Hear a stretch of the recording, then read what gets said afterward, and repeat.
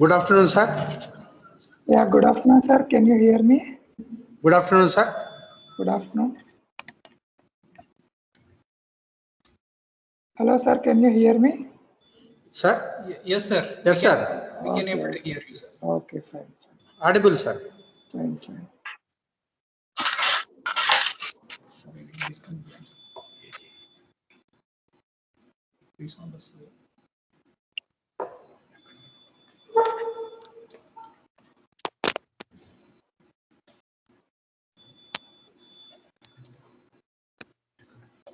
Sir, madam, the previous execution, madam, introduce. I request Sirisha madam to introduce Dr. A.V. Ravi Teja, sir. Sirisha madam. Thank you, sir. Okay. Thank you,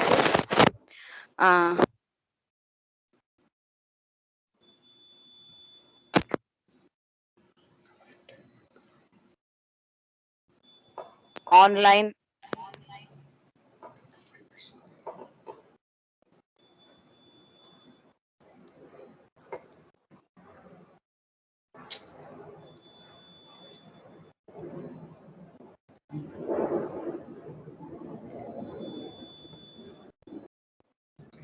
Then Divya madam call us, sir. Teja madam offline prepare.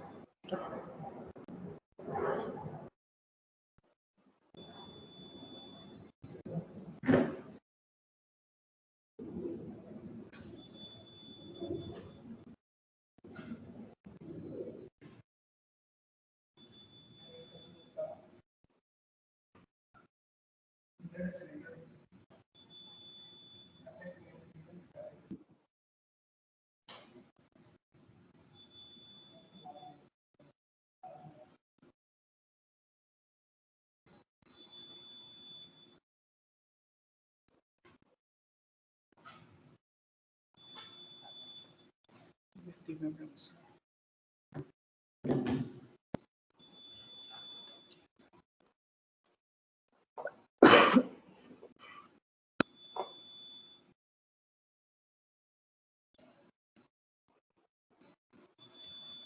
Sir, sorry for the interruption. Divya madam will introduce Dr. Ravi Teja, sir. Divya madam.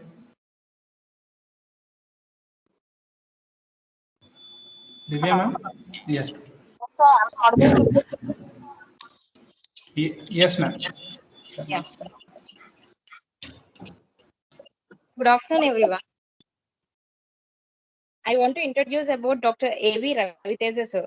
Dr. A.V. Raviteja received the PhD degree from the Department of Electrical Engineering, IIT Kharagpur, in the year 2016. Prior to this, he received the BE degree in Electrical and Electronics Engineering from Osmania University, Hyderabad in 2008 and MTech degree in the Machine Drives and Power Electronics specialization from the Indian Institute of Technology, Kharagpur in the year 2010. He is currently working as assistant professor in electrical engineering department at IIT Ropar. Prior to joining IIT Ropar, he also worked at BITS Pilani Hyderabad campus as assistant professor in the EEE department. His current research areas are electric vehicles and renewable energy integration. Welcome to our STTP program, sir. Please start your session, sir. Okay, thank you, madam. Thank you. Yeah, very thank much. you.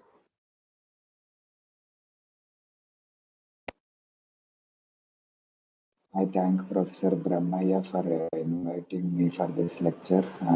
Thank you very much, sir. So I will start my presentation. Yes, sir.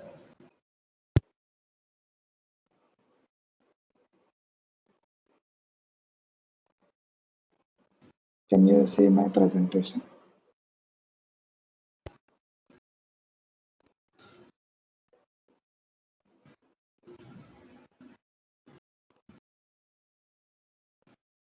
Hello.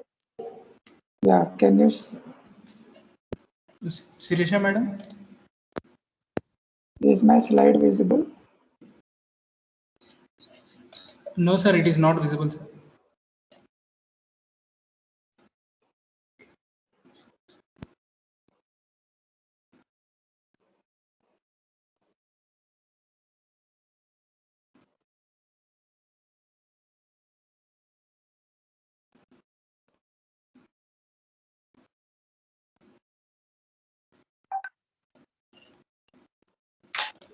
Is my screen visible?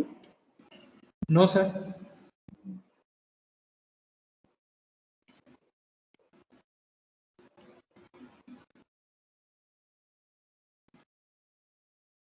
Raviteja sir PPT పంపించారా? PPT మాకు ఇవ్వండి.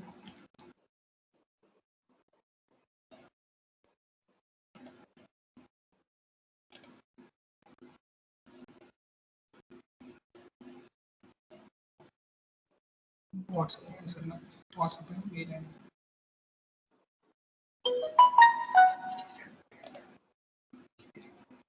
Share చేస్తాను.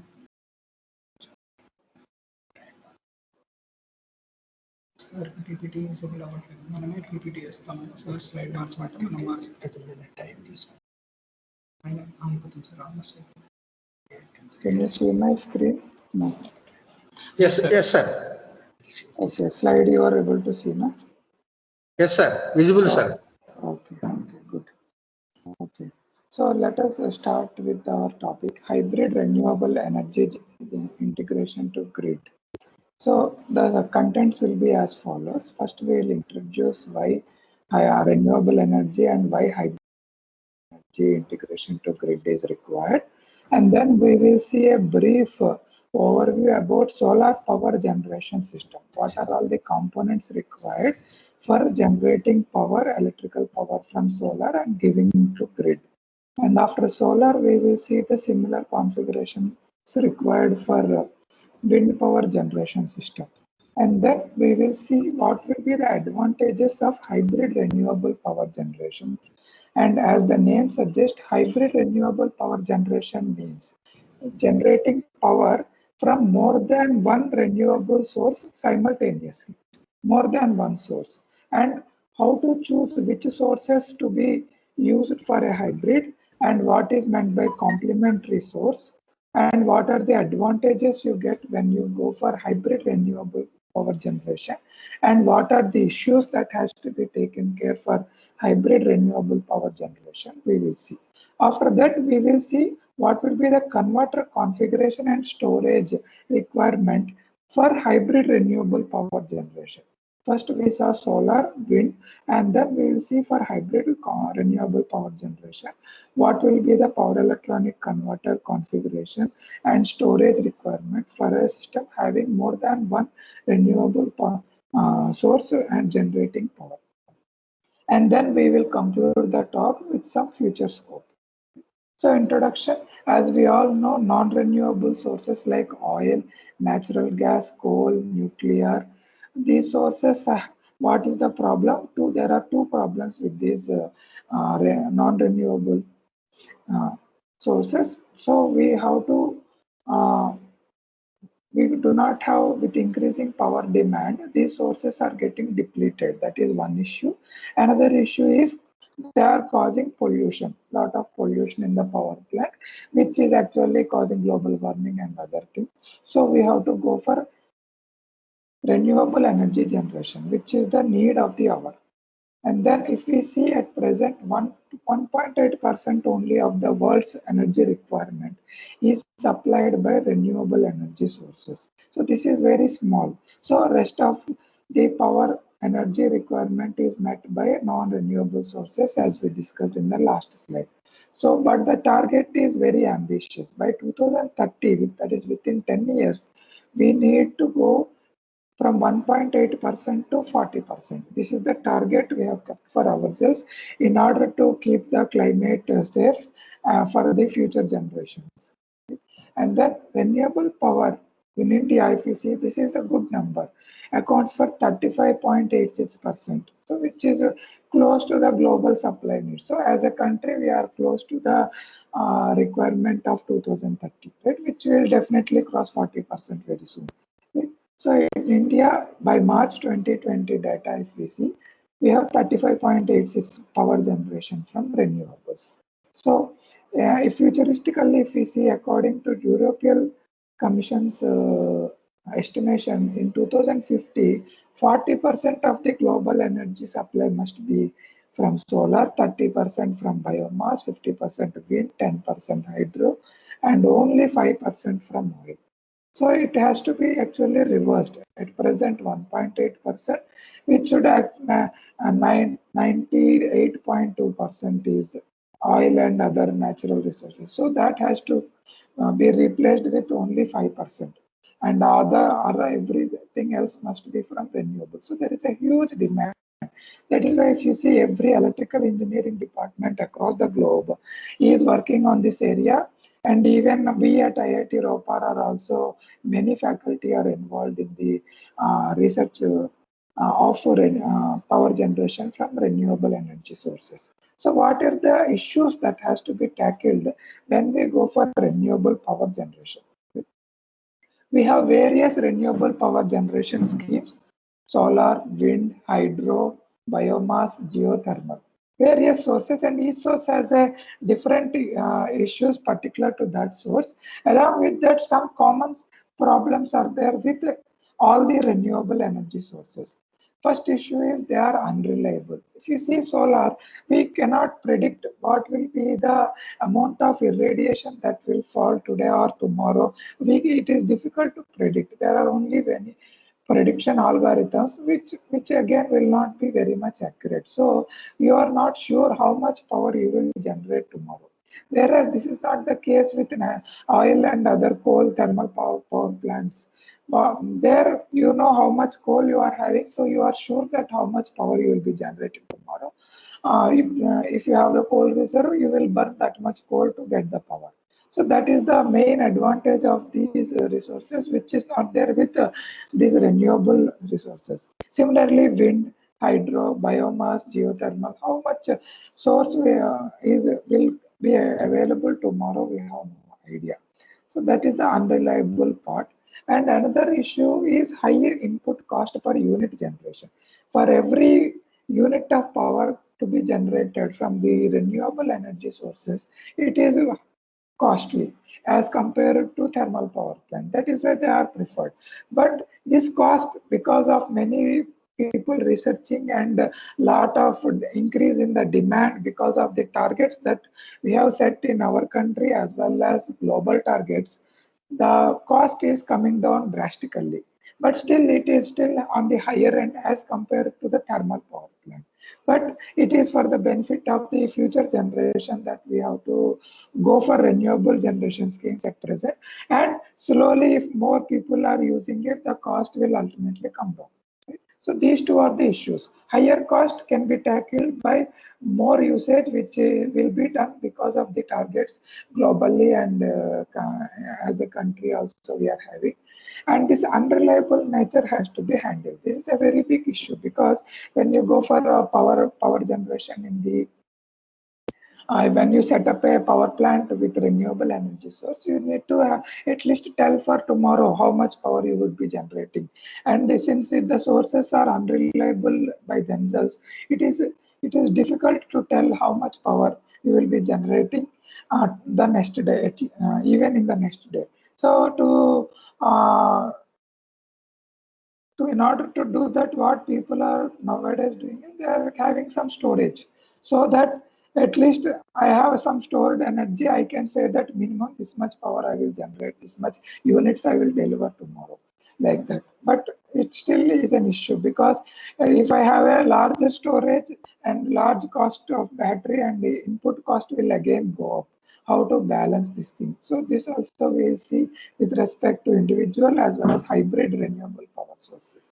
So first we will study the solar power, how we have to generate solar power and what are its advantages and issues. First, it is a renewable power source that is good, abundantly available.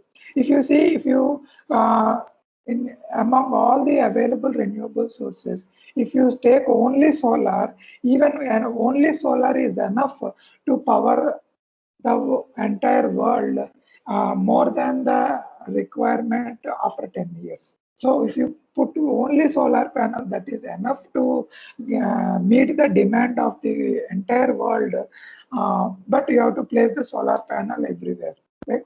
So that is the amount of availability that is there for solar power.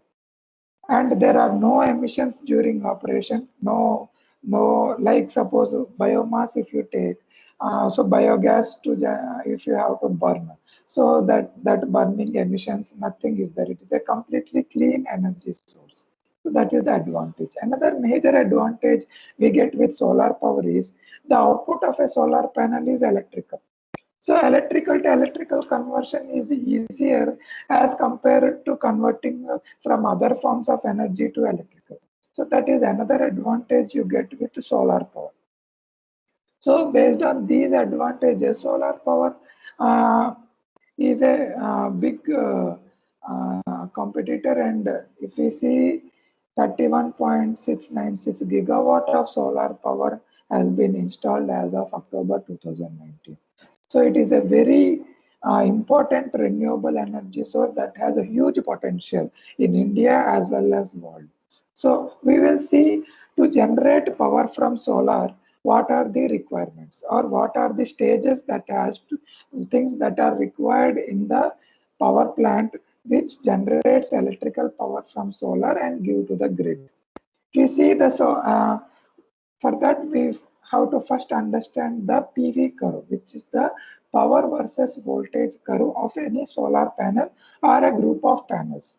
If you observe this curve, it is actually not linear. It is a non-linear curve. If you observe the voltage and power, this is the power curve. If you observe, I get more power as my voltage will increase, and at a certain point I get maximum power. This is all for a given irradiation. On a given day at a given point, if I change the voltage appearing at the panel, correspondingly the power will change. If you see, this is a non-linear curve, and only at one point I will have the maximum. After that, again, if I increase the voltage will come down. And this voltage is the open circuit voltage. And if I see the current versus voltage graph, this will be the open circuit current to the this is short circuit current to open circuit voltage. So this is a non-linear graph. This is, of course, electrical power in the form of voltage, and current is the output of the solar panel, but it is non-linear. And ideally, if I want to take as much power as available from the panel, so ideally I must be operating at this Pmax point, this which is nothing but the maximum power point of the solar panel. This power point will be maximum. This is for one given irradiation. For another irradiation, the curve will be again different, and again another Pmax you will have to track. So you have to online track the maximum power point of the solar panel. Right.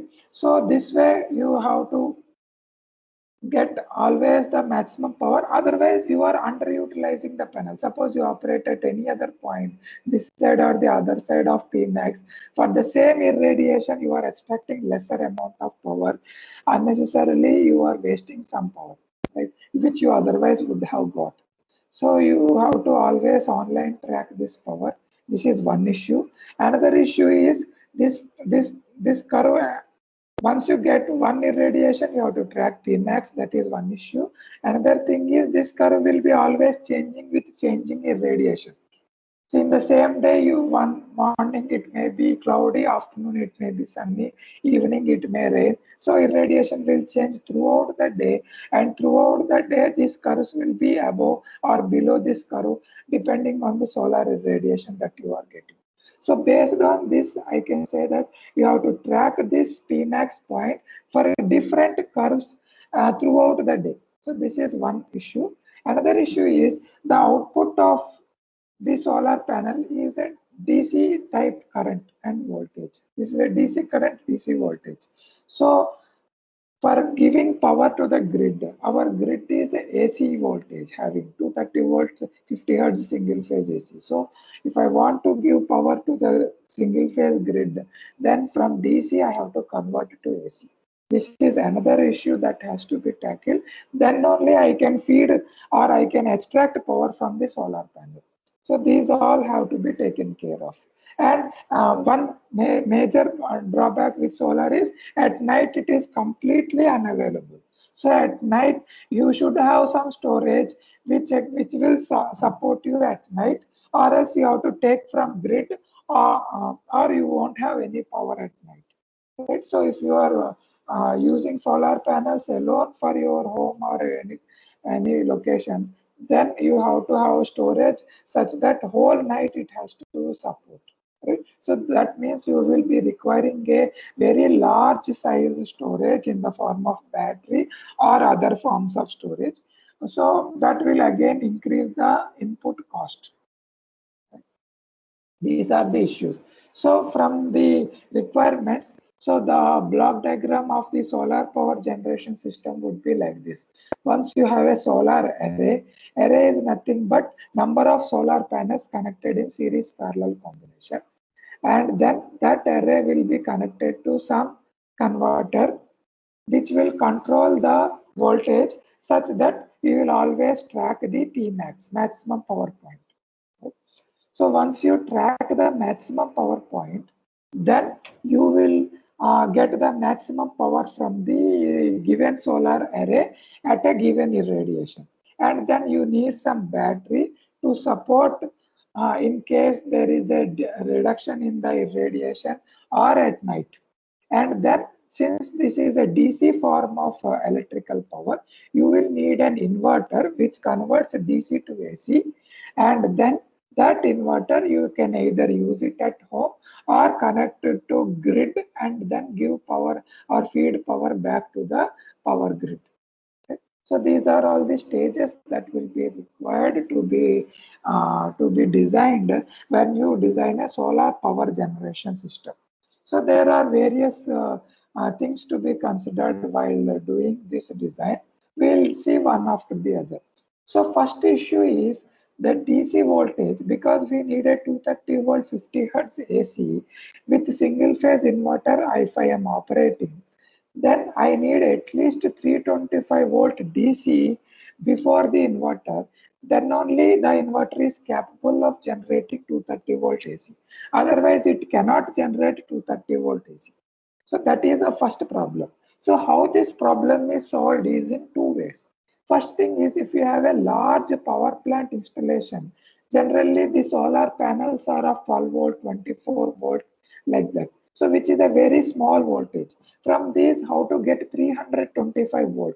So if you have a large power plant installation, then what we do is we connect number of panels in series such that the net voltage in the worst case irradiation with the minimum irradiation also will be at least greater than 325 volt, because that is the minimum required.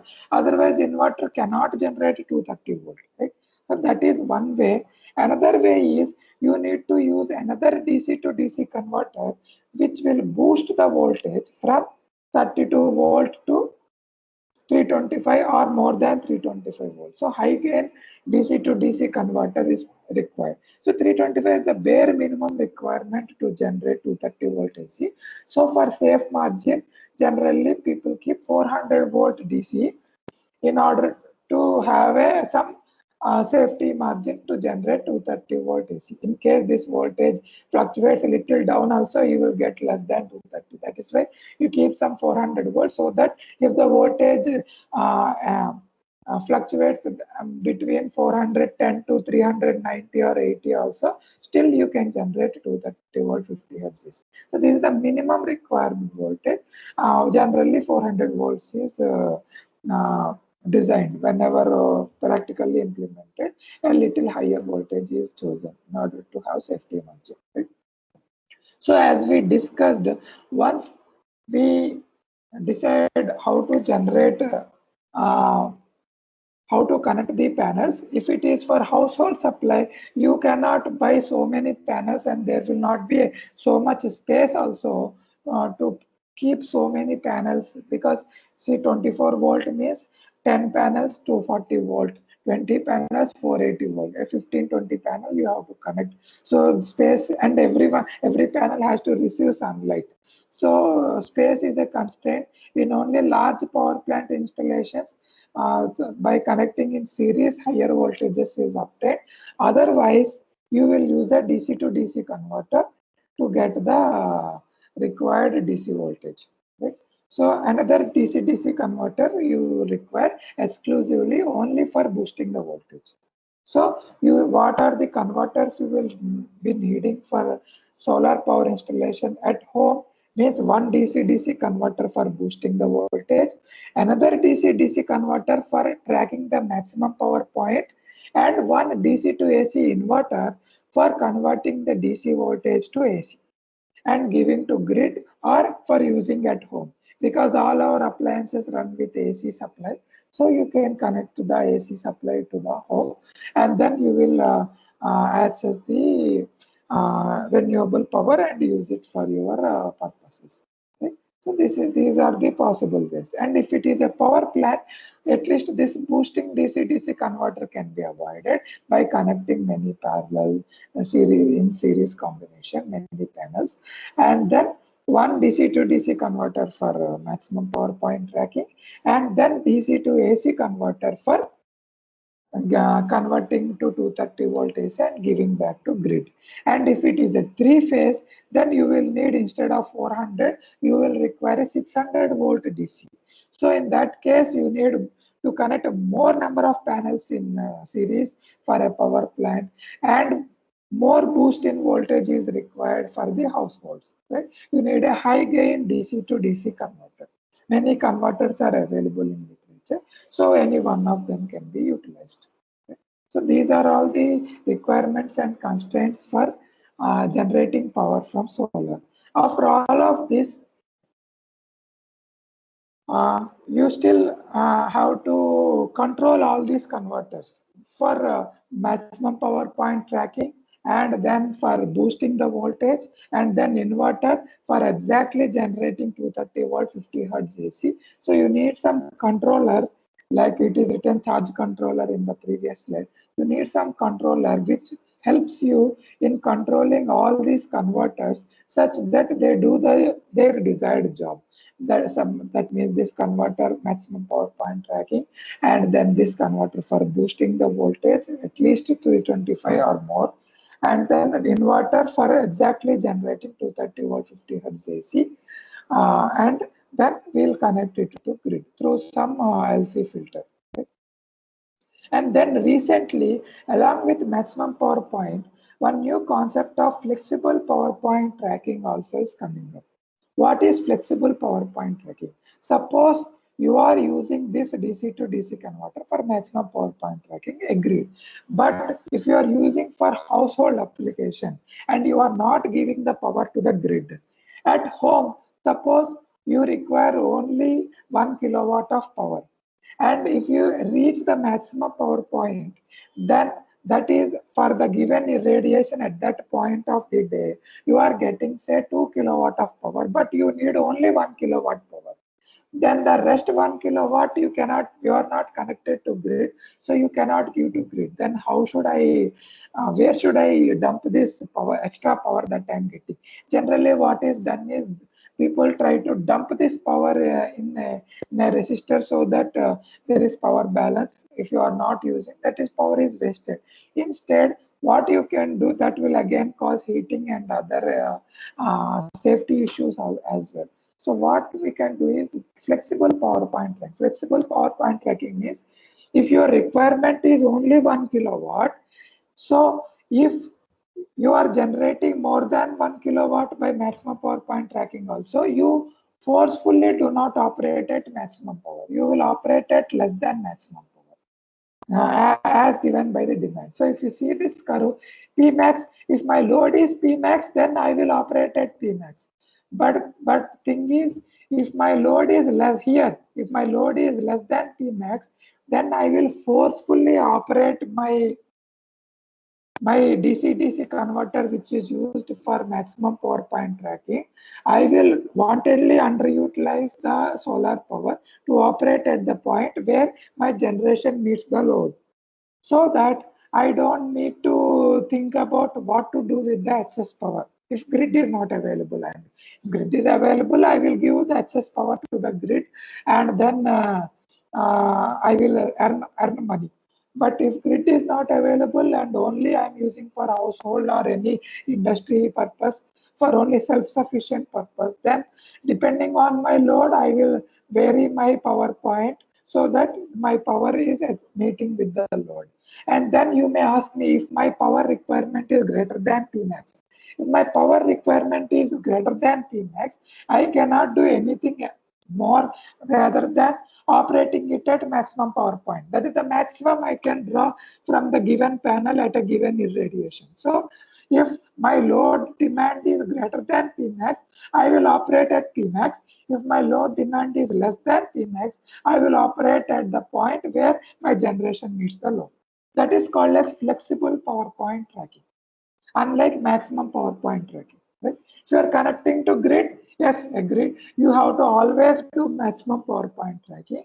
If you are using for household purposes, then you can go for flexible power point tracking, which removes the unnecessary issues with what to do with the excess power. Right?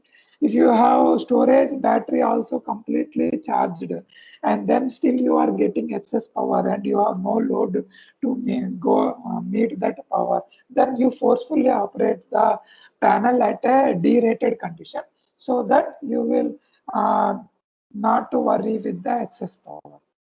This is for safety.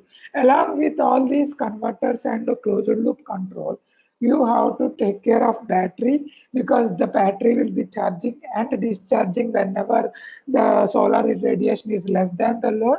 Battery has to support the power requirement. So battery, and then battery management system, which we call as BMS, is also required for increasing the reliability and extending the life of the given battery. So how much battery you require depends on what configuration you are employing. If you are connecting to grid, then you can take power from the grid at night, so you can minimize the requirement of battery, so that it takes care only of the power fluctuations during the day. Otherwise, if you are using the solar panel itself for the night also, then you have to store it in the battery and use that power at night. Okay? Then you will be requiring a larger battery storage. Okay? So these are all the issues you have to take care while generating electricity from solar power. So if we see, this is quite complex, right?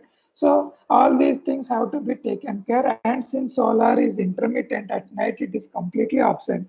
If you try to design a location with only solar power, then you will require to support whole night with the battery, which increases the cost of the power plant very high. Okay?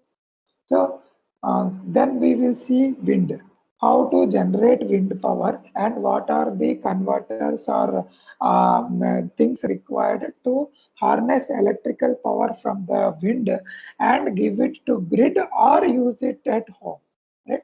So if we see the main features of wind power, it is a renewable power source that we know, and it is also abundantly available.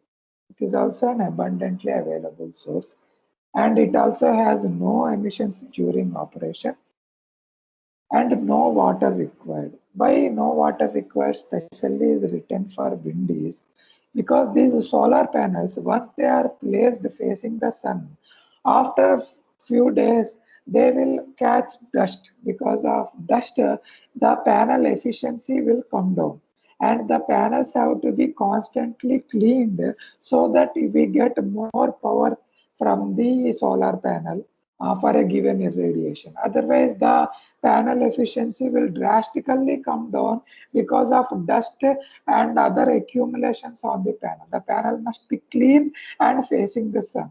So what many power plants are doing is they are keeping some water arrangement, so that the panels are cleaned with water from time to time. So this, because owing to the water scarcity and less amount of availability of fresh water, drinking water, so this is not a good idea, and this is the one of the drawbacks with solar power generation system. Whereas wind, if you see, no such cleaning is required, because as we get wind, the turbine will rotate and generate power, right? So there is no water requirement for wind. And another advantage with wind is uses little land. Solar panel, for placing the panel, you require acres and acres of land, and panels must be placed with distant apart, because otherwise every panel has to see the sun. Otherwise, you won't get, if there is a shadow effect, then one, the panel's efficiency will go down, and that particular panel which is not receiving any solar irradiation will not give any output. So because of that, you need a lot of space for, and there is a land limitation owing to increase in population. So in that sense, wind power generation system is preferable as compared to solar. But nowadays, solar, instead of placing on land, on the water surface, people are thinking and trying to uh, uh, invent novel solar panels that can be placed on water surfaces as well, so that land requirement is minimized, right? So wind power plant does not have that issue. It can be placed anywhere. Only the tower base, as you can see in the figure, tower base you need to give the place, and everything, if it is a horizontal axis wind turbine, everything is placed above, so that you don't need to disturb or the fields or any other buildings, etc. The tower height can be chosen sufficiently high such that it is above all trees and buildings nearby. Right. So that way I can space land I can save, and water anyway is not required for wind power installation. These are ideal sources for placing them in near seashore. So offshore wind power plant are extremely successful, and they are able to generate a huge amount of power. And there is no restriction of any buildings or trees nearby if it is placed in the shores, right? So that is the ideal location for placing the wind power plants. Right? If we see in the wind power plant installation, around 34 gigawatt is installed as of June 2018 data, right? Which is by now it has increased more. So now we will see how to harness power from wind power generation system. What are the things we have to consider? So first we will see how much power is available in the wind that we can harness. Right? So if we see the power available in the wind, that is available in the form of kinetic energy inside the wind. And how much kinetic energy is simply given by half air mass per unit time into wind velocity square, which is half rho a v infinity cube, where rho is the air density, a is the rotor area of the rotor, wind turbine rotor area, and then v infinity is the free wind velocity without any rotor or any other interference. Because if there is interference, then the wind speed may change. So this is the no interference velocity, v infinity it is called. Right? So this is the power available in the wind. Can I take all the power available in the wind? That means wind's kinetic energy will become zero. That means that the wind will stop. Is it possible? No, it is not possible. It has been theoretically proved that theoretically itself, I can extract maximum 59% of the power available in the wind. This is the theoretical limit given by Betz, called as Betz limit, which was given by Albert Betz in 1990. So there is a theoretical limit. Theoretically only, I can extract only 59% of the available power in the wind. So other power I cannot extract, and since this is a theoretical limitation, practical will be much smaller than this. Right? So you cannot get all the power available in the wind, first thing, and theoretically also only 59%. 0.59 P0 means 59% of P0, and then practically it will be much poor, and practically 15-20% if you extract. That is a very well designed wind power generation plant. Okay. So first we will see what types of wind turbines are available and what kind of system they work on. There are basically two types of wind turbines. One is horizontal axis wind turbine, and the other one is vertical axis wind turbine. So what do you mean by horizontal axis wind turbine? Horizontal axis means the axis of rotation is horizontal to the ground.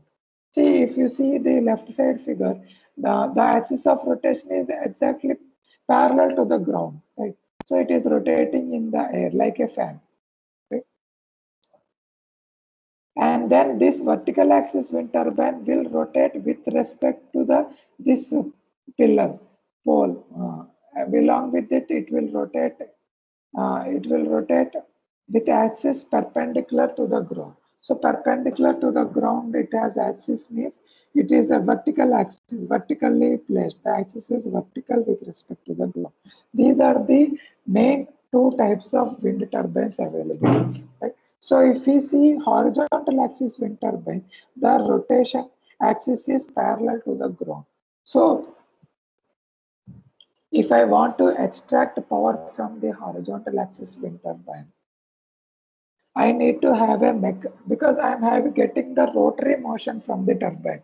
So from rotatory motion, I have to generate electrical power. So I will use any electrical machine and use it like a generator. Means I will give mechanical input from the turbine and then I will generate electrical output. Right? So if I place the generator, I have to place it on the shaft above at the axis of rotation, that point where all the three blades are joined. So there behind I have to place the generator, and then the generator will also rotate along with the turbine. Whereas if you see a vertical axis wind turbine, I can place my generator on the ground. Because the axis is vertical, I will tilt the generator and place it on the ground. So my shaft which is carrying the turbine blades, that shaft, in case of horizontal axis wind turbine, need to carry the turbine blade as well as a generator. Whereas in the vertical axis wind turbines, the motor is placed on the ground. So the shaft has to carry only the blades. Only the blades, if it can bear the weight of the blade, that is sufficient. So that is the advantage with vertical axis wind turbine, and that is the one disadvantage with the horizontal axis wind turbine. And another thing we have to notice, since the generator is placed on the ground, after the generator you may be requiring some converter, etc. So that also will be placed at the ground for the vertical axis wind turbine. And here these converters, etc. also will be placed on the top of the uh, pole of the tower. On the top itself, it has to carry the generator as well as all the converter configuration, and there at last the output electrical power that will come out from the top of the tower itself. Right? So whereas here all the generation conversion will take place at the ground at the bottom of the tower. So which is an advantage with vertical axis wind turbine. And another comparison, if we see the horizontal axis wind turbine, if I make the tower height large enough, then it essentially can get uninterrupted wind, because it will be above all the buildings and trees nearby. So it will get uninterrupted wind. Whereas vertical axis wind turbine, the torque is produced by wind acting on it on the turbine blade right from the ground to the top. Right? So from almost at the bottom of the ground. So this the amount of wind that is hitting the blade will vary depending on if nearby tree are there, then you will get a smaller wind push at the bottom side of the blade, whereas at the top you may get a larger wind. So amount of wind power harnessed will not be as efficient as it is in the horizontal axis wind turbines. So horizontal and vertical axis wind turbines, as we have discussed, horizontal axis wind turbines have the following: gearbox and generator on the tower itself. That's why it will become costly, obviously, because tower must be of a very solid material uh, uh, and very strong tower we require. All these things it has to carry. and then it is a more efficient because it is accessing uninterrupted wind at the top of the tower. And then vertical axis wind turbines, gearbox and generator on the ground. It is cheap, and then it is less efficient because it is accessing power from the ground to the top. So at the top of the turbine, you will get a larger amount of power, but at the ground, you will not get as much amount of wind, uninterrupted wind you may not be able to access because of the nearby location, buildings or trees or any other obstacles that may interrupt the wind flow. So these are the main features of turbine. So now we'll see what are all the things that are required other than generator to get the electrical power output.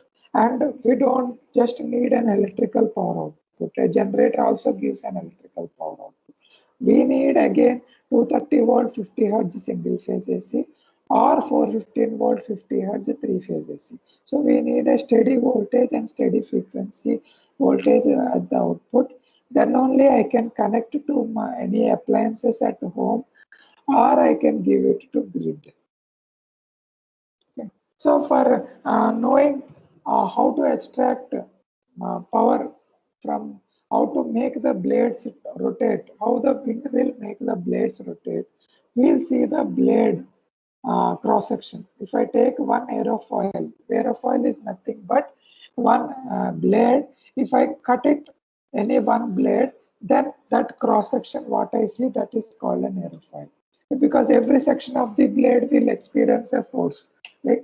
So because of wind hitting the blade, then only the blade will rotate. So when the wind hits the blade, suppose at any angle, that moment can be split into two forces. One we call as lift force, another we call as a drag force. What is lift force? Lift force is that component of the force which will help the blade to rotate. That we call as a lift force. Lift, it is lifting the blade and helping it to rotate. And that is, if the wind falls at that exact in parallel to the lift force, that is ideal. But wind direction also may change. It is not in our hand to control the wind direction. But we can always control our turbine or blade direction, that we'll see later. First, if the wind is incident at any angle, then that will try to push the blade, and the only one component will try to push the blade. That component of the force, we call it as a lift force. The other orthogonal component, we call it as a drag force. So these two forces will apply on the blade at any wind direction. For a given wind direction, this drag force may be 0. For other wind direction, lift force may be 0. Right? So you must ensure that, for because the more the blades will rotate, the more the power the generator will generate, right? So you need to always try to maximize the lift force and minimize the drag force. That is the main requirement in the design of a wind turbine. So if I see a location, I have to place my wind turbines such that what is the wind direction for most of the time. It is not possible to control the wind direction, or wind direction will not be uniform in a given location. So based on the statistical or data which we have from the previous years or previous months of data, you try to see that which direction wind is flowing for most of the time in a day. So you will place your wind turbine such that your blades will experience maximum wind lift force and minimum drag force. This is the same case with every cross section of the wind turbine blades. And then the blade as a whole will rotate because of the net lift force that is applied. Then what happens to the drag force? This is also one force that is applied on the blade. So drag force, the blades are fixed at the tower, so the drag force cannot move the blades. So rather the tower will have to sustain the drag force and it must be capable of giving a opposite reaction to the drag force and not allow the blade to move in the other direction other than rotating. Right? So drag force is compensated by the tower, and the lift force is given to the blade, and allowed blade is allowed to rotate with the help of lift force. Right? So always we have to maximize lift force and minimize drag force to extract as much maximum power as possible from the wind turbine. Now, how to maximize further? There is a control called pitch angle control. What is pitch angle control is this control technique changes the pitch angle according to variation of wind speed. As we discussed just now, wind speed direction will change throughout the day. So the this aerofoil which is the cross section of the blade. So the blade as a whole, if I rotate along with it, I can orient for any given wind direction such that the lift force is completely maximized and drag force is minimized. Because drag force, the minimum it is the better, because it has to be compensated by the tower, and if drag force is too large which cannot be supported by the tower, then the tower will fall down. The blade will break from the tower and fall down. So that you have to take care, right? So this is a easy type of control. If we see the suppose horizontal axis wind diagram, these blades are rotated within their axis to see that always the lift force is maximized. So this type of rotating with respect to the wind direction is called pitch angle control. By doing this, we can achieve higher efficiency by continuously aligning the blade in the direction of the relative wind. Whichever direction, if wind direction change, again I will change the blade direction so that I will maximize my wind power that I have drawn from the wind, and I will get maximum speed in the rotation of the blades. Okay? And if we have to reduce the efficiency, then also I have to rotate the blades in the other direction. This is done if the wind speed is too high beyond the rated. That also is required because you have to save. This is for safety, protection purpose, right? So normally we always try to align the blades to get the maximum power extraction from the wind turbines. Okay? There is another type of control called stall control. These are all the controls that mechanical type controls that we do in order to extract maximum power from the wind.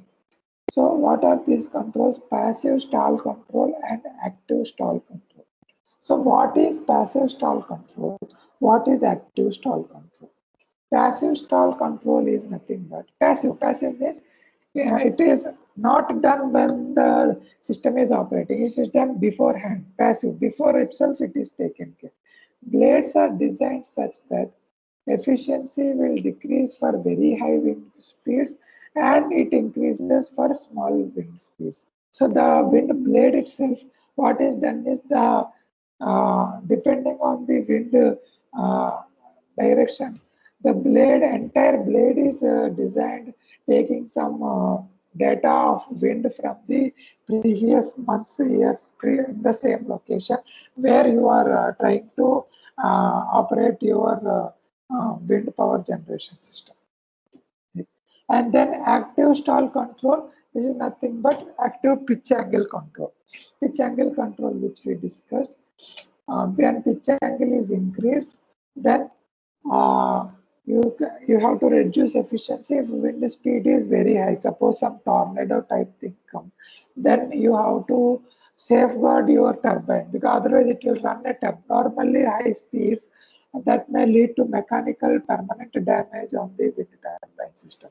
So you have to safeguard. So this stall control, you try to stall means stopping the turbine. Right? So you have to see that the turbine is safeguarded from extremely high wind speeds. Extremely high means beyond its rated. because all the design of the wind power generation system we do based on the wind data on the given location for last 1 year, 10 year, 5 year. But future it may change completely because there may be a wind of at a speed which does not have, which did not come in the last 10 years also. Then whatever we have designed for taking into consideration will fail. Then you have to safeguard your wind turbine. So this is taken care by the stall control. And then there is another control in the wind power plant that we call as a yaw control. Yaw control means the entire turbine, like a sunflower is facing the sun. You have to whole turbine from bottom, you have to rotate it to see that the blades see the maximum wind always. Right? You have to rotate in perpendicular, align with the wind. Right? The blades should align and perpendicular to the wind so that the blades rotate at a very high speed. And this control technique, even though is available, is not much used because whole turbine, if you are rotating, it produces lot of noise and stress while you are rotating. How the wind will have an effect on the rotor blades that creates a lot of stress on the rotor blades, which further increases the strength requirement from the tower as well as blades, which again increases the cost. Not generally used. When pitch control, rotating individual blade is easy. Whole turbine, if you have to rotate, that is not easy and preferred. And even if it has to be done, it can be done in a very small power installations only, not for very large power installation. Right? So very small power, maybe for household, if you have a wind power plant, 1 kilowatt, 2 kilowatt, or 5 kilowatt, then you may think of having an option for yaw control as well. But this is not generally preferred, especially when pitch control is available. That is good enough.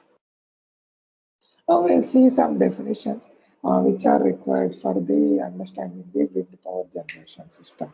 First is the tip speed ratio, lambda, which is defined as 2 pi Rn by V infinity. V infinity, as we discussed previously, is the free wind velocity when without any obstacle. As compared to that, what is the velocity at the tip of the blade? Radius of the swept area of the wind blade. So when I am comparing what is the ratio, means how much the turbine is disturbing the wind velocity, that information we can get from this tip speed. And then power coefficient. Power coefficient is what is the power output from the wind turbine divided by power contained in the wind. So from the power contained in the wind, how much power I am able to extract, and then from that power, how much useful power I have extracted ultimately. Because again, generator, some converters, so many stages are there, and finally the power you get from there, if I compare with the power supplied from the wind, that is defined as aerodynamic efficiency. Okay. So from this knowledge, we will see the configuration of a wind power generation system. As we discussed, if it is a vertical axis wind turbine, generator is placed below. If it is a horizontal axis wind turbine, generator is placed behind the turbine. So that is the only difference. After generator, the system remains same, whether it is a horizontal axis wind turbine or a vertical axis wind turbine. Only difference is this entire system has to be placed on the ground in case of a vertical axis wind turbine, or else it has to be placed on the tower if it is a horizontal axis wind turbine. Okay, this is a squirrel cage induction generator, which is prominently used in wind power generation system. This is the most used electrical machine in wind power generation system for the main advantage of reliability. This is a rugged, reliable machine, and it is also cheap. So that is why it is preferred in because wind power generation system, as we discussed, they are mostly for offshore applications where the maintenance, if any problem occurs, is difficult. So that is why you prefer to have a reliable maintenance-free system, so that you need not get a frequent repair. So this is a squirrel cage induction generator. A squirrel cage induction generator for mechanical input will give three-phase AC as the output. So these are the three terminals showing three-phase AC signals. And once you get three-phase AC signal, and this three-phase AC will be at a different voltage and different frequency. And the voltage and frequency of this output of this squirrel cage induction generator is not in my hand. Depends on how much power or how much turbine is rotating. So that way I have no control over it. But I have to generate a fixed voltage, fixed frequency supply in order to supply my loads at home or giving power to the grid. So that is why I will convert it to DC and then again invert it to AC, three phase or single phase. So this three phase supply can again must be used for giving to grid or to you for supplying any load. And then there is a power unloading device. This is what I mean. If I generated more power than my load demand, then I have to dump the excess power into this if I am not giving to grid. If I am giving to grid, I can give to grid. This similar arrangement would be required in case of solar power as well. Why? Because if you generate more power than the load demand, then grid is not available. So to avoid that only we thought of going for flexible power point tracking. Similar to flexible power point tracking, in the wind power generation system, you can go for pitch angle control in the opposite direction so that you reduce the power generated from the wind, and that power what you generate is just sufficient to meet your load. Okay? So this here mechanically you have to control the power generated from the wind using pitch angle control, similar to flexible power point tracking in the solar power generation system. So this is the wind power generation system. Now, if I see and compare to with this with the solar power generation system, I can see some similarities. What is the similarity is inverter. DC to AC converter is common in both solar power generation system and wind power generation system. So that is the advantage. Right? So and then battery requirement is there for wind as well, because how much wind you will get you have no idea, and if you have some loads to supply continuously without any interruption and suddenly wind power has reduced, then you have to supply it through your batteries. So you need to have storage whenever you go for renewable energy system. And in case of wind also, you require some storage in the form of battery or other means. Okay. So now we'll see how much power generated by the wind. This is the half rate, this is the power available in the wind, and then CP, efficiency, all efficiencies, and then 0.59 is the 59% of the available power in the wind only first you will get. Of that again another electrical efficiency, mechanical efficiency. So your power extracted from wind will actually be 5, 10%, 20%, very small as compared to the power available in the wind. Empirically, for slow rotors, this can be given by 0.15 d square V infinity cube, where d is the diameter of the blade. For fast rotors, it is approximately equal to 0.2 d square V infinity cube. So this is the approximate relations. These are not exact. If you want exact calculation, you have to go by this formula given above.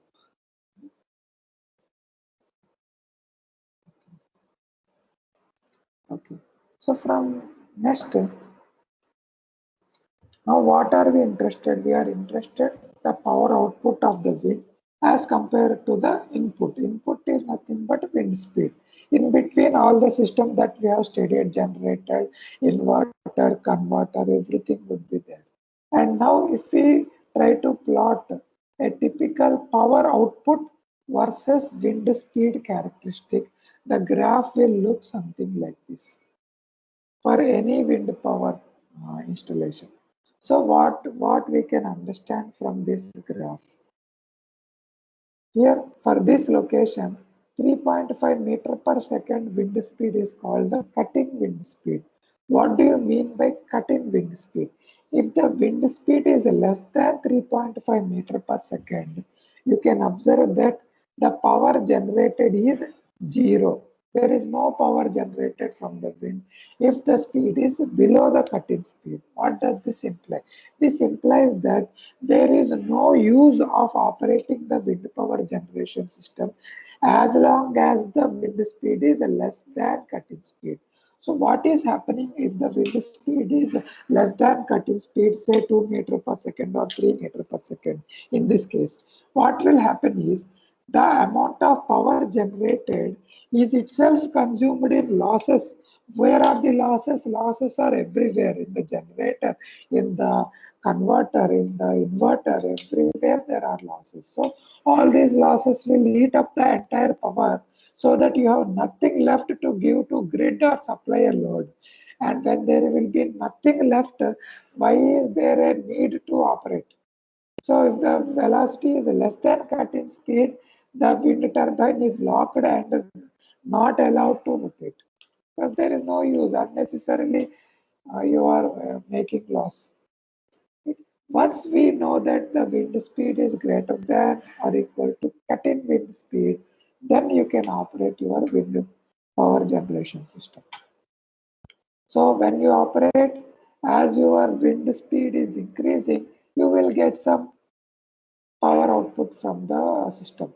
So as your wind speed goes on increasing, you will get the more and more output power you will be able to generate from the wind power generation system, uh, entire wind power generation system. And then till where you will get till rated power, you can go on increasing.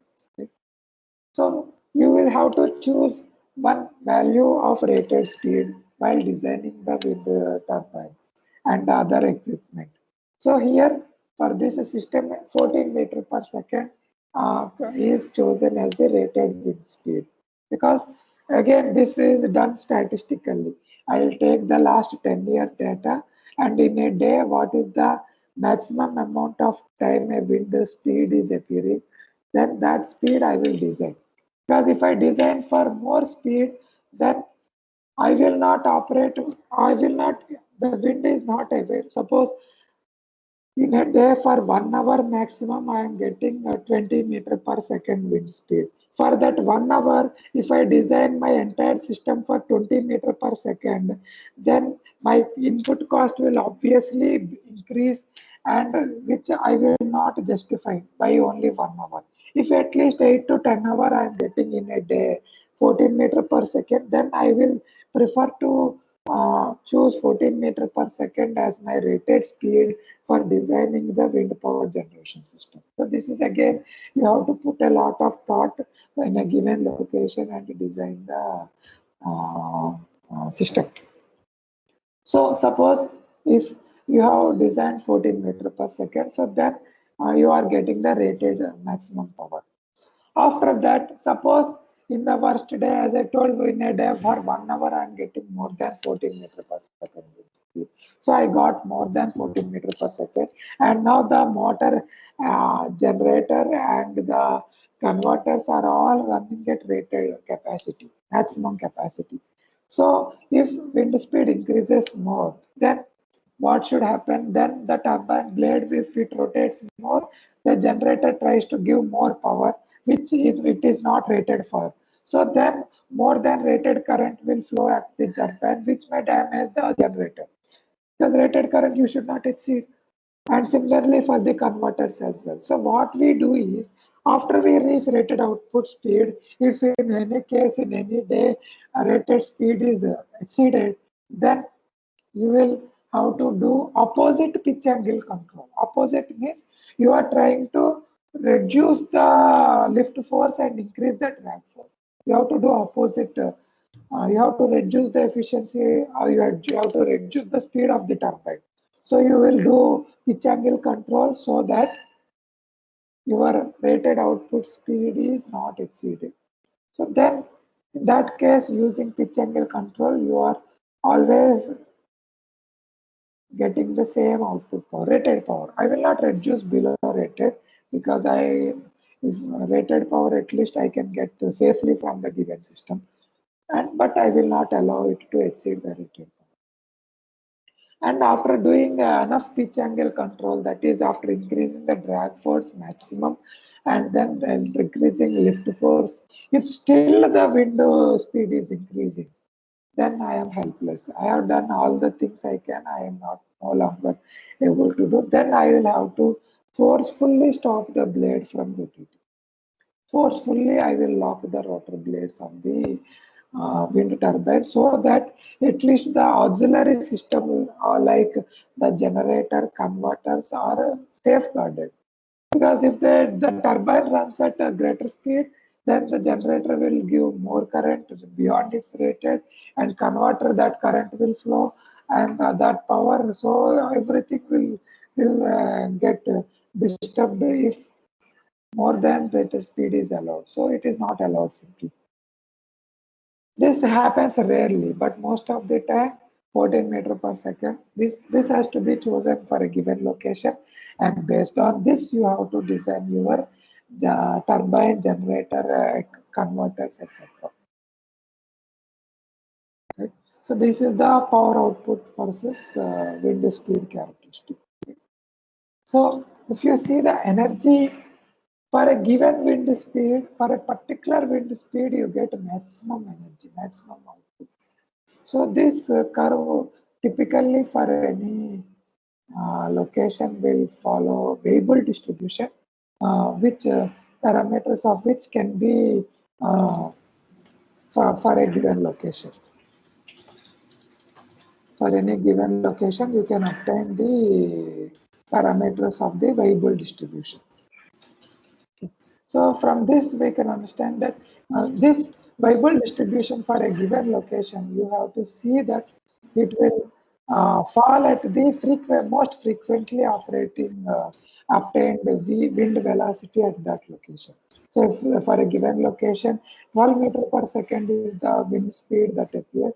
So you have to design the system such that this peak will operate at that 12 meter per second, like.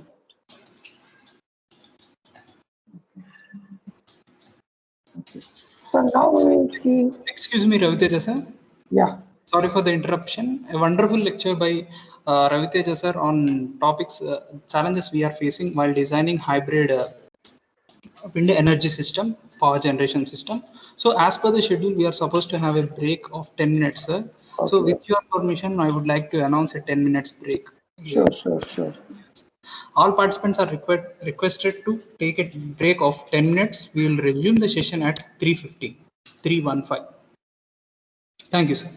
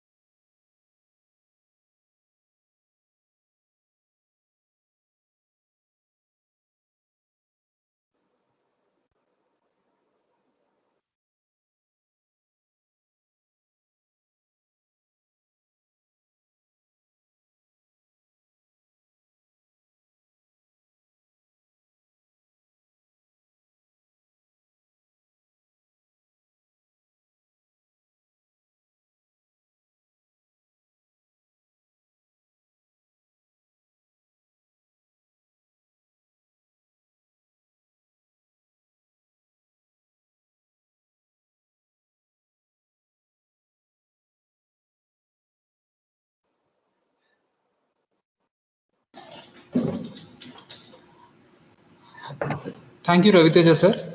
Sir, you can continue with the lecture, sir. Yeah. Thank you for the break, sir. Okay. Okay, so let's continue. So now we'll see hybrid renewable generation. As the name indicates, hybrid renewable generation means simultaneous generation of power from multiple renewable energy resources. So what does that mean? That means combined extraction from more than one renewable energy source like solar plus wind, solar plus biomass, solar plus wind plus biomass, or wind plus biomass, etc. So more than one source at a time. So what are the advantages of hybrid renewable energy sources? First thing is most of the renewable energy sources are free and available at all times. So you don't need to pay anything extra for getting solar power or from wind power. Only thing you are paying is for the generating reliable power from the resource, energy resource. So generation using more than one source gives more power than with any one source. That is true. For any given location, if you are placing solar plant, solar panels, at the same location, if you place wind plant also, wind turbines also, along with solar panel, you will get more power, obviously. So, and then as we will see further, we can see that converters and storage we can optimize for combined generation. That means, as we can understand, solar power generation also requires battery or some form of storage. Wind power requirement also require battery in the form of storage. If we are using combined and forming a hybrid, then we can have a single storage for both the resources instead of placing a solar plant separately, wind power plant separately, and their individual battery separately. If we combine them, the battery requirement will reduce, and with one single set of batteries, we can get power from both. If we see the renewable energy given in ROPAR and similarly in other locations as well, solar and wind, if we see they are uh, almost complementary in nature. Complementary in nature means if we observe also, if it is a very sunny day, we will have absolutely no wind, no air flowing. Then you will get more solar irradiation. And if it is a cloudy day, there is no solar irradiation, but it will generally be windy. There will be a lot of airflow will be there. So that time you will get more wind power, but less solar power. And when you get more solar power, you get less wind power. That means if I add solar power plus wind power at any given location, that will become almost constant. It will not be exactly constant, I would not say, but it is more reliable as compared to individual solar or individual wind powers at any given location if you observe. So this is meant by complementary source. What do you mean by complementary renewable sources? Two sources are said to be complementary. The combined output from these sources is almost constant at any point of time. That is the requirement for making a hybrid, good hybrid renewable power plant. So if solar power is not there, wind power is there. If wind power is not there, solar power is there. So if I combine these two, at all the times there is some power available, some renewable power available. So that is the advantage by using complementary source for a hybrid renewable source. The second source will be abundantly available in the absence of first source and vice versa. That's what we were discussing. And if we see among all the available renewable sources, solar and wind form a very good combination because they are complementary in nature. So whenever we go for hybrid renewable power, solar and wind, if we make a hybrid, that is a very good combination. Why it is good combination? We'll see. First, input power will be constant from the total input power coming from both the sources will be almost constant at any point of time. So the battery or storage requirement will reduce. So if you see X ampere hour of battery required for individual solar installation, Why ampere hour of battery for individual wind power installation? For both installation, you will require less than the minimum value of X comma Y. So you will require a less battery as compared to, so you are saving cost. You are not buying a large battery. With small battery itself, you can set up the power plant. So that is how you are, it looks for super from outside like you have to spend for wind turbine as well as you have to spend money for solar panel, but you are actually saving cost in the form of battery storage. So storage, if it reduces drastically, the rest of the storage money you can pay for either wind power plant or solar power plant. And additional advantage is you are getting more power. If had you installed only solar panel, you would get only solar power, but not wind power. Now you are getting both power with less storage. So that is the advantage. Another advantage, as we will see in detail further, the power electronic converters that are connected for combined extraction will be fully utilized with complementary energy sources. Suppose we have seen that inverter is required for both wind power generation system as well as solar power generation system. So if I use only one inverter, and since these two sources are complementary, then solar power inverter is operating, wind power is almost not there. So the inverter will operate for solar power. And when wind power is there, solar power is almost not there. So the inverter will take the wind power and give. So the rating of the power rating of the inverter will not increase much, will not change actually. So the same inverter which you used in wind power generation system, the same inverter which you used for solar power generation, same inverter, one set is enough for the combined extraction. Instead of two inverter, only one inverter is enough. And additionally, that inverter is fully utilized. Why it is fully utilized? Because when solar power is not there, for wind power it is being used. Wind power is not there, for solar power it is being used. So because when you design any converter, you have to design it for the maximum power that will flow in the converter, maximum voltage, maximum current. So if you design it for solar power maximum or wind power maximum, that same inverter is sufficient for both combined as well, because they are complementary. Had they not been complementary, then if they both appear at the same time, then X plus Y, both ratings will increase because whole power has to be extracted. Then the inverter rating will go up, and hence its cost as well. So if they are complementary sources, then the cost will be same, but you are getting more power. So that is the advantage. And then if we do the math and observe, overall cost per unit generation would be comparable or even less than the cost that is incurred with the individual each renewable source generation. That is why it is more preferred to go for hybrid renewable generation plants, especially with complementary sources like solar plus wind. So there are already installations available with hybrid solar and wind itself. Because of their complementary nature, the people prefer to install their system only. So once world's largest hybrid energy is being installed in Jamaica, 1.606 megawatt hour of energy per year. And in India also we are having in Anantapur, Andhra Pradesh, 160 megawatt capacity is being built. So now we'll see how to optimize the converter and storage for hybrid renewable power generation. Because now this is the how much cost you can save, the more will prefer to go for hybrid renewable energy generation, and the more the people will get more power they will get. Because even if you use or you don't use, solar power will be available today and tomorrow every day. Same way with wind power, same way with all the renewable energy sources.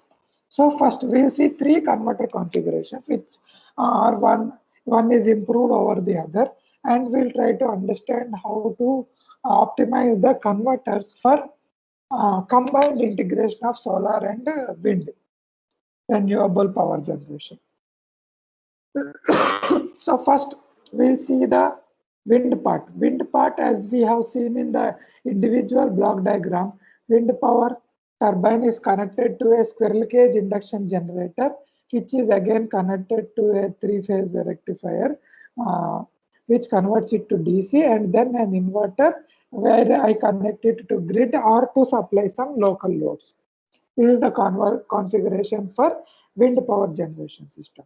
For solar power generation system, solar panels, and then if the panels are less, you will need some high gain DC-DC converter to boost the voltage to 325 or more in case of single phase, or 600 in case of three phase, and then one DC to DC converter for extracting maximum power point from the solar panel, and then the output DC, again you will need an inverter and connect it to the grid. So straight away we have reduced the cost of one inverter requirement is gone. And since it is a hybrid generation, at this DC location you will place some battery storage if required. Then that battery size also will come down because it is more reliable as compared to individual solar or individual wind. So that is the another cost saving, battery saving. One converter is same. So additionally, suppose you have a wind power plant installed. Additionally, if you want to make it a hybrid power plant, you have to install some solar panels and one DC-DC converter for MPPT or flexible power point tracking, and connected the DC link. That's it. And use this inverter itself for, because this inverter rating will not increase or decrease, because when wind is not there, only solar power will come. So at that time, current from this side will be almost zero, but current from here will be there, that will be given to the grid. So that way, you don't need to change the rating of the converter, right? So similarly, if I have a solar power plant, I will, for adding the wind power plant, I need to add VSC1 and one turbine and one induction generator. Only inverter and battery I will reduce still. So battery will be coming down, and only these two I will add, and I will get extra power, more than the more power I will be able to generate. Only this extra cost. So if we design the system carefully, I can make this cost of the extra things to include the other source comparable to the saving in the battery cost itself. Then with the same cost, you are getting hybrid renewable power from both sources. That is a very good advantage, right? So you have to think how to do that, and of course that depends on the location data. You will have to design properly, as we have seen solar individually and wind individually. You design accordingly, and then you combine them. And then this configuration can be further improved if I use a doubly fed induction generator instead of squirrel cage induction generator. Doubly fed induction generator advantage is, if you see squirrel cage induction generator, all the power supplied to the grid or connected to the load will have to go through VSC1 and VSC2. Right? All the wind power will go through VSC1 and VSC2. All the solar power will go through DC and VSC2. So whole power means the converter rating is equivalent to the rating of the power you will, how much power you will be giving to the grid. That will be the rating of these converters. That is high. So if I still want to reduce the rating of my converters, and obviously it will reduce the cost of my converter, I can use a doubly fed induction generator, where you can see stator part is directly connected to grid without any converters, and this carries 60% of the power. More than 2/3 of the power is carried from the stator connection, whereas rotor side connection you are controlling based on how much power you want to inject. And since you are using the converters only in the rotor side control, you will require a smaller rating. Suppose my rating is 10 kilowatt, only around 3 to 4 kilowatt converters are sufficient. So this saves cost. For a given power installation, you are saving more, right? So then when you save more, then you will have to more cheaper system. When you have more cheaper system, it is more preferred and you will have more cost benefits, and whatever input cost you have put, you will get the returns within a short period of time. Right? So this is the another configuration advantage. Now, if I try to combine these two and then get a hybrid combination, then this is the better combination. Why it is better? Now, solar inverter I am using here, and wind I am using 30% power. That's it. So 60% power directly going, 30% here, and solar I designed for 30%, and then that will be giving the power at this DC link, and then that power is ultimately fed to the grid. So with these minimum converters and minimum number, as well as minimum uh, the rating. The rating is reduced and the number of converters is reduced, and ultimately you are getting power from both solar and wind, and that power you are able to give to the grid, and you are able to achieve hybrid power extraction, and that will be a very beneficial thing. And since these two sources are complementary, VSC2 or VSC1, VSC2, which is the common inverter for both solar and wind, this rating will not change, and this will be fully utilized at every point of time. This converter will be operating, and because of this kind system, if you need storage, if the grid is not available at night, if you need storage, you can still reduce the storage, because at least wind power will be available at night. So the remaining power only you will have to supply from the storage. So that way you can get lot of advantages when you go for hybrid renewable power generation and feeding to grid, or for household purposes as well.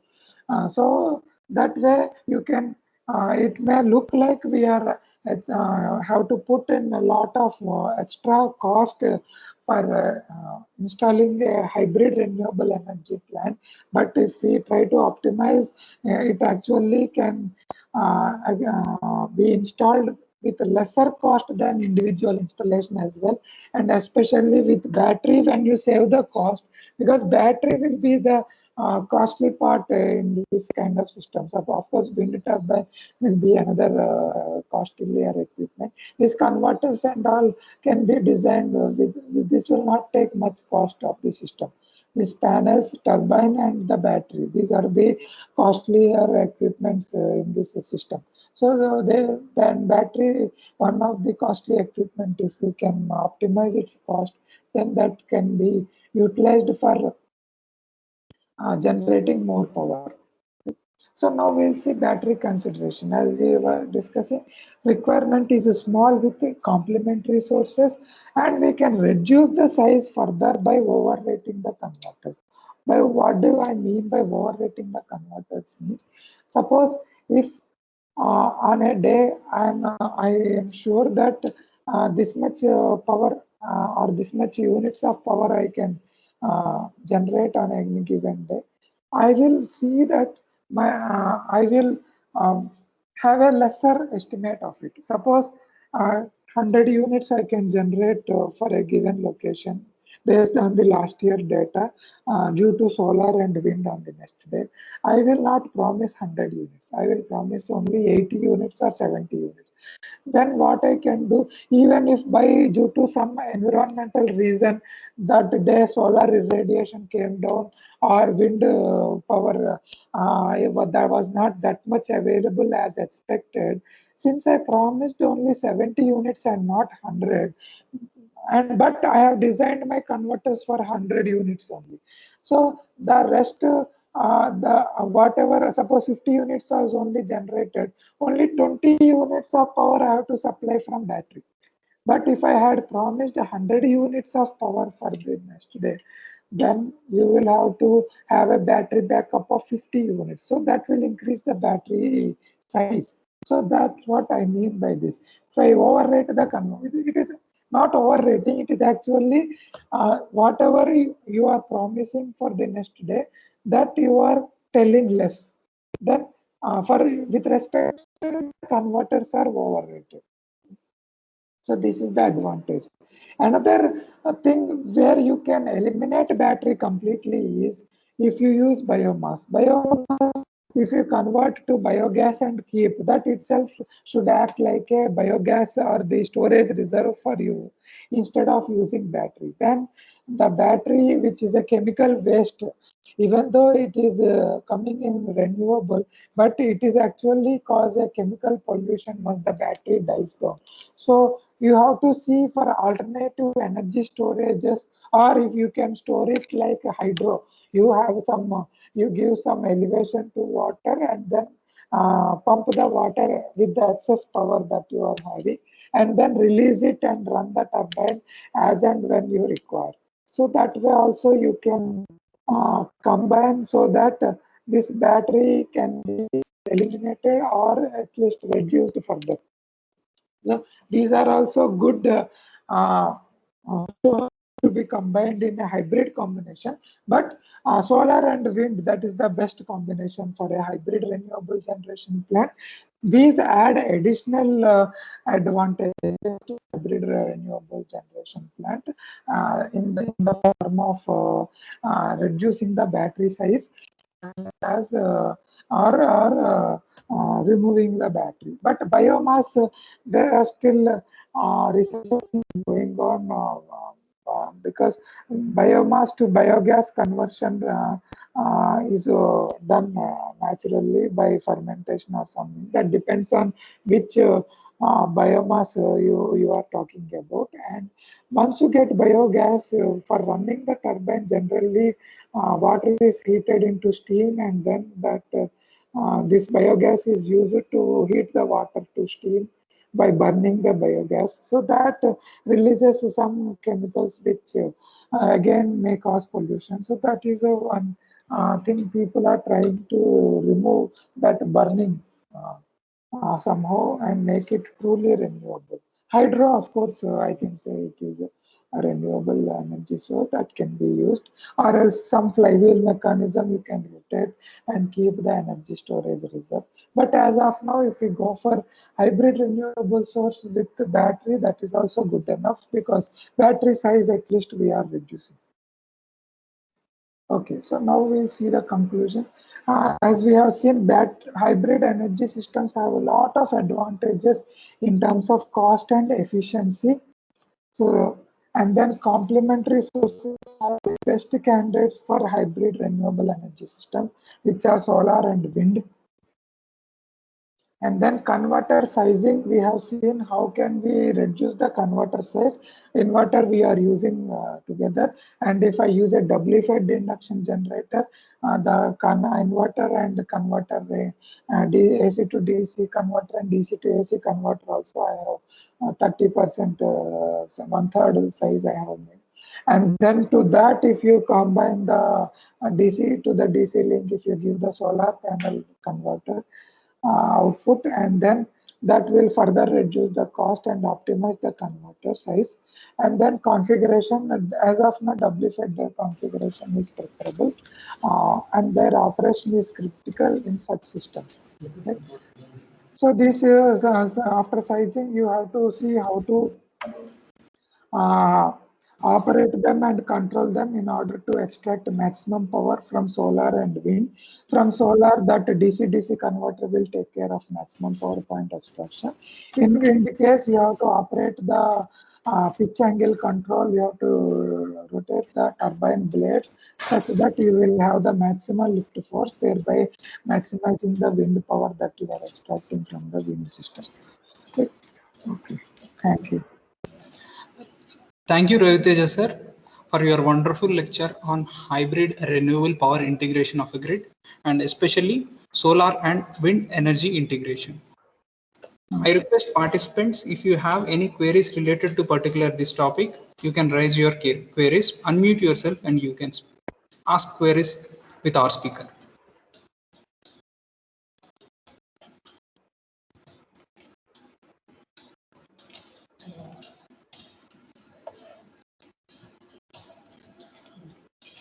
Participants can also use chat session to raise their queries.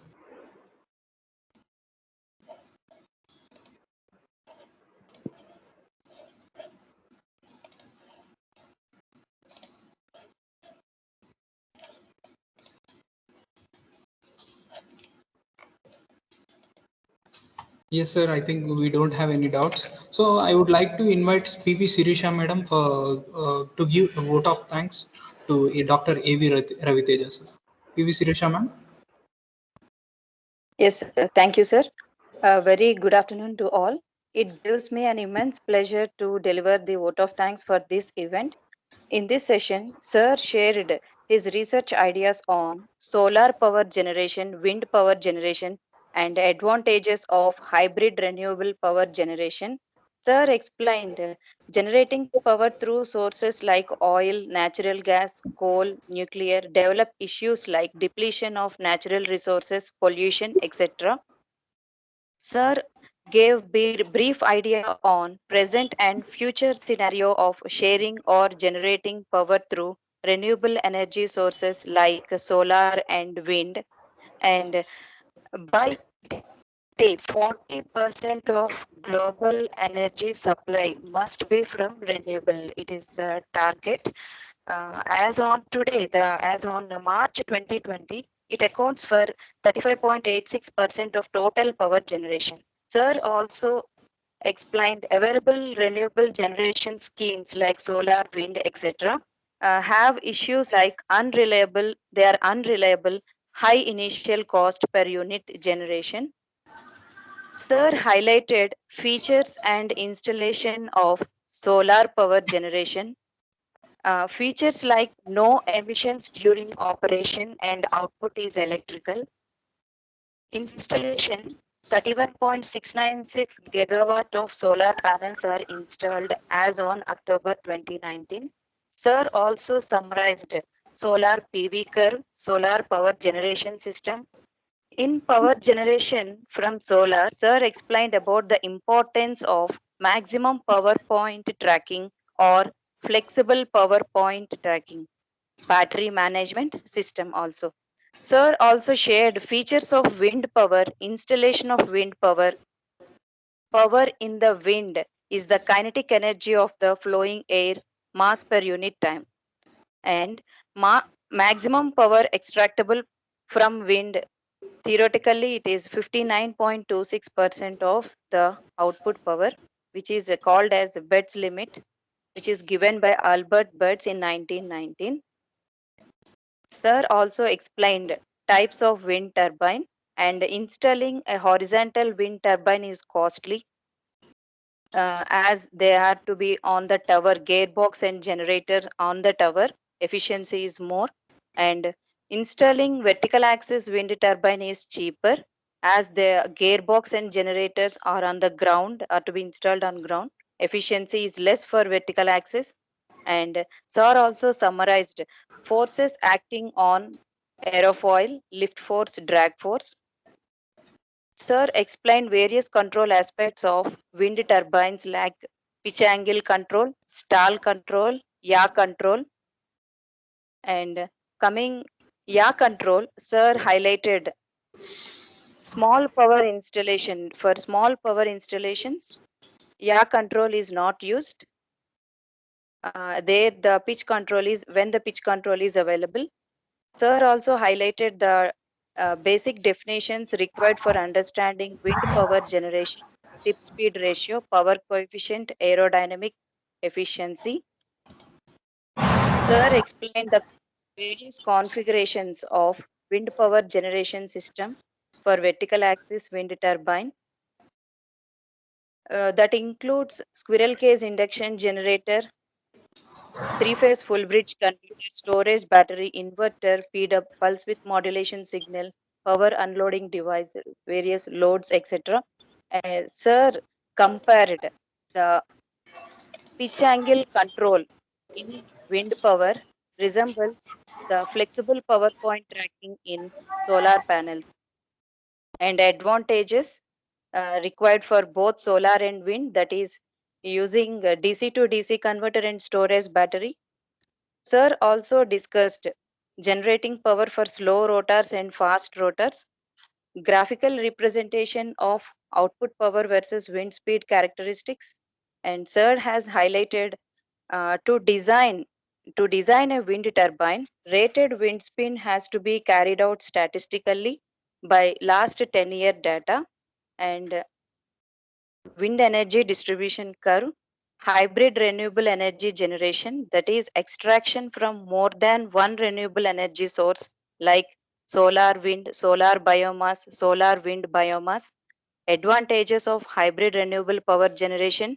Sir also shared renewable energy available in ROPAR for certain longitude, latitude, elevation from the mean sea level, complementary renewable sources, advantages of using complementary renewable sources. Sir gave idea of in India it is planning to install solar plus wind hybrid generation of 160 megawatt in Anantapur, Andhra Pradesh. Sir explained three different converter configurations for solar and wind, storage and battery considerations, other sources in hybrid system like biomass, hydro, etc. Sir also shared best research ideas of hybrid system like converter sizing, configuration and their operation. Sir, this session is very interesting and very useful for the faculties of their academic growth and in research point of view. Thank you, sir. Thank you very much. Thank you. Thanks a lot, madam. Very nicely you have summarized.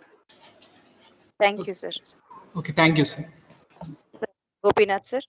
Yeah, yes. Thank you, sir. Thank you. Thank you, Ravi. I request all the participants. Yes, sir. Yes, sir.